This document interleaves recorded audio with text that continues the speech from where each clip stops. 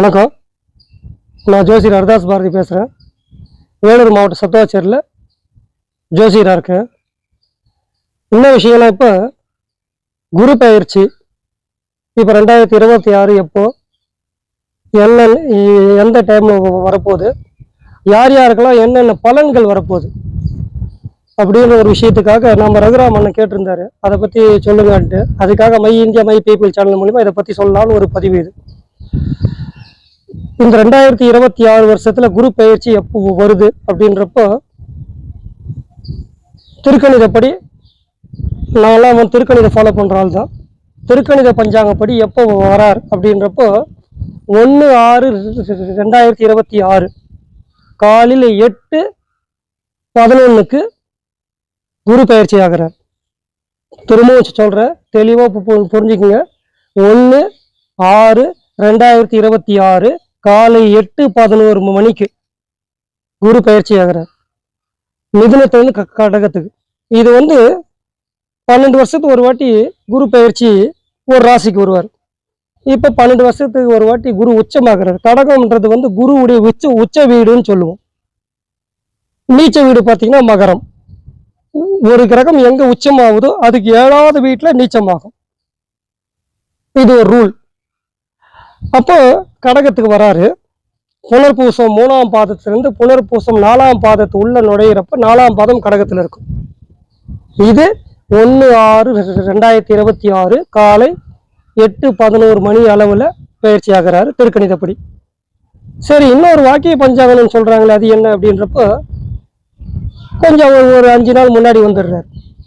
எப்படின்னா 26/5/2026.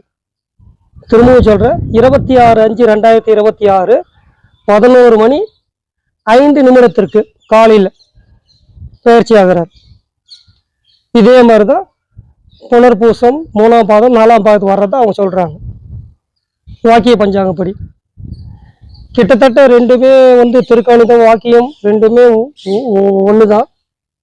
பலன் சொல்ற ஜோசியருடைய மதிநுட்பத்தை பொறுத்தும் அவருடைய திறமையை பொறுத்தும் தான் பலன் வெளிப்படுமே கண்டி பஞ்சாங்கத்தினால வித்தியாசம் கிடையாது. எனக்கு தெரிஞ்சு என்னுடைய மானசீக குருன்னு ஒருத்தரை நான் சொல்லுவேன்னா, பாலஜோதிட புக்கில் ஒரு முன்னெல்லாம் ஒரு கட்டுரைலாம் எழுதுவார். அவர் அதிர்ஷ்டம் சுப்பிரமணியம். நிறைய பேர் அவர் தெரிஞ்சிருக்கும், பிரபலமான ஒரு ஜோதிடர் தான் அவர். பாலஜோதிட புக்கில் ராசி பலன் கட்டுரையில் அவர் எழுதுவார்.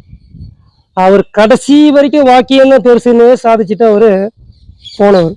வாக்கிய பஞ்சாங்கம் தான், வாக்கிய பஞ்சாங்கம் தான், வாக்கிய பஞ்சாங்கம் தான். நான் இங்கே திருக்கணிதம் நான் இங்கே சொல்லிக்கிட்டே இருப்போம். ஆனால் அவர் எனக்கு ஒரு மானசீக குரு தான். அதில் எந்த மாற்று கருத்தும் இல்லை. பலன் சொல்கிற விதம் பார்த்தீங்கன்னா துல்லியமாக இருக்கும். அவருக்கு அதிர்ஷ்டம் சுப்பிரமணியத்துக்கு துல்லியமாக இருக்கும் பலன். எனக்கு தெரிஞ்ச அதை நான் ரசித்து அவருடைய எழுதுகிற விஷயமும் அவருடைய ராசி பலன் எழுதுகிற விஷயங்களும் நான் ரசித்து நான் பார்த்துருக்கேன்.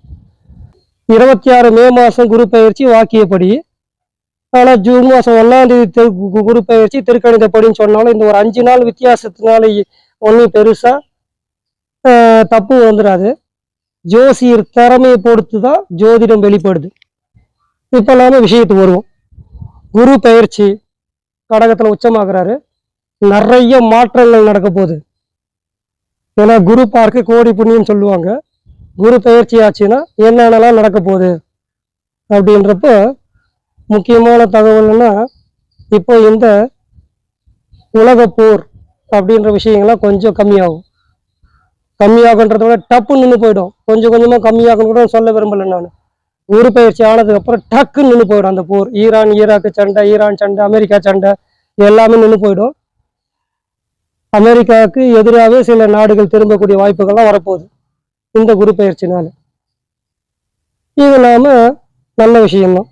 நமக்கும் பொருளாதார ரீதியாக முன்னேற்றம்லாம் தேவை இல்லையா? அதுக்காக இதுக்கு அடுத்தபடியா குரு பயிற்சினால இந்த தங்கம் வெள்ளி விலை கொஞ்சம் ஏறதான் செய்யும். அது நாம யதார்த்தத்தை ஏற்றுக்க வேண்டிய ஒன்று தான். இது ஒன்று. அதுக்கப்புறம் நல்ல மழை பொழிவு இருக்கும், நல்ல சுபிட்சம் வரும், விவசாயிகளுக்கு ஒரு சந்தோஷம் ஏற்படும், தானியங்கள் உற்பத்தி அதிகமாக விளையும். இந்த விஷயங்கள்லாம் குரு பயிற்சினால நடக்க போகுது. இதுக்கப்புறம் பொதுவாக ஒரு மகர ராசியை பார்க்கறதுனால 7ஆம் பார்வையா மகர ராசியை அவர் பார்க்குறாரு. அப்போது இந்தியாவுக்கு பார்த்தீங்கன்னா பொருளாதார ரீதியாக பெரிய முன்னேற்றம் கொடுக்க போகுது. வெளிநாட்டிலேருந்து வரக்கூடிய தொழில்கள் நிறைய இங்கே வந்து இறக்குமதி ஆகும்.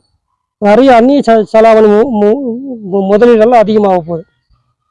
இந்தியாவுக்கே ஒரு பேரும் புகழும் கிடைக்கக்கூடிய ஒரு முக்கியமான ஒரு கண்டுபிடிப்பெல்லாம் இந்தியாவிலேருந்து வரப்போகுது. அது வந்து விண்வெளி துறையா, இல்லை பொருளாதார துறையா, இல்லை பசுமை புரட்சியா அப்படின்றத பொறுத்து தான் நம்ம பார்க்கணும். ஏன்னா அந்த அளவுக்கு துல்லியமாக சொல்லக்கூடிய அளவுக்கு இன்னும் ஜோதிட துறையில் நாமெல்லாம் வளரலன்னு தான் சொல்லணும். ஆனால் ஒரு பேர் சொல்லக்கூடிய அளவில் ஒரு விஞ்ஞான வளர்ச்சியில் இந்தியாவுக்கு ஒரு பேர் இப்போ வரப்போகுது. இது வந்து குரு பயிற்சிக்கு உண்டான பொது பலன்.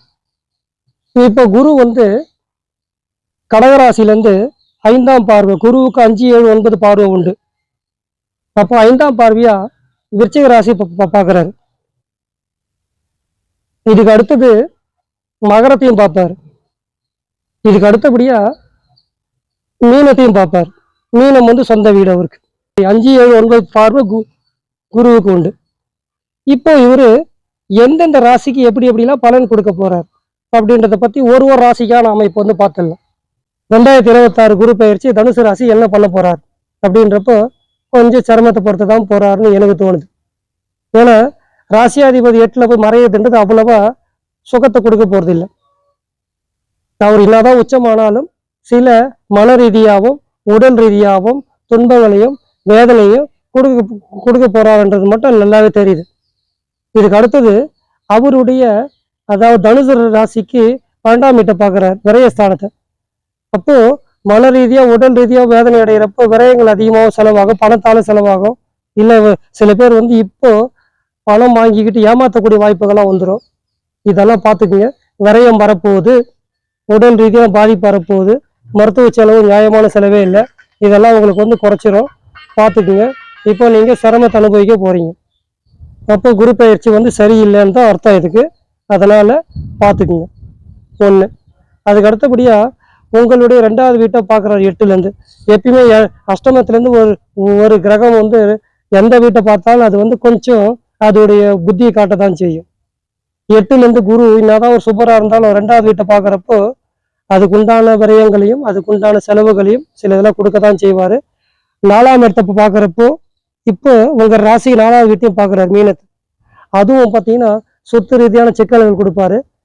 தவறான இடத்த வாங்கிக்கிட்டு நீங்கள் சர்வே நம்பர் மாறி போச்சு, இது மாறி போச்சு, அது மாறி போச்சு, இதுக்காக சொத்து வாங்கிட்டு அலையக்கூடிய வாய்ப்புகள்லாம் வருது. எச்சரிக்கையாக இருக்கக்கூடிய ராசிகளில் சிம்மம் 1 பார்த்தோம், அடுத்தது தனுசும். மிகுந்த எச்சரிக்கை தேவை. இந்த 2 ராசிக்கார் வந்து குரு பயிற்சி பலன்கள் கொஞ்சம் வீக்காக தான் இருக்குது. குரு வழிபாடு எடுத்து பண்ணிக்கோங்க, தட்சிணாமூர்த்தி வழிபாடு பண்ணிக்கோங்க. சிம்மத்துக்கும் தனுசுக்கும் சேர்த்து இப்போ நான் சொல்லிட்டு இருக்கேன். 2 பேர் இதை பண்ணிக்கோங்க. யாராச்சும் மானசீக குருவாக ஏற்றுட்டு வழிபாடு பண்ணுங்க. ராகவேந்திரா, வடலூர் வள்ளலாறு, சிறுடி சாய்பாபா, இந்த மாதிரி ராமானுஜர், ரமணர், சேஷாத்து, இந்த மாதிரி மகான்கள் அவங்க வழிபாடு எடுத்து செய்கிறப்போ குருவல் வந்து திருவள்ளுவர் கிடைச்சிடும். சித்தர்கள் வழிபாடு செய்கிறப்போ பெரிய மாற்றங்கள் கொடுக்கும். குரு வந்து அனுகிரக மூர்த்தியாக மாறிடுவார் உங்களுக்கு.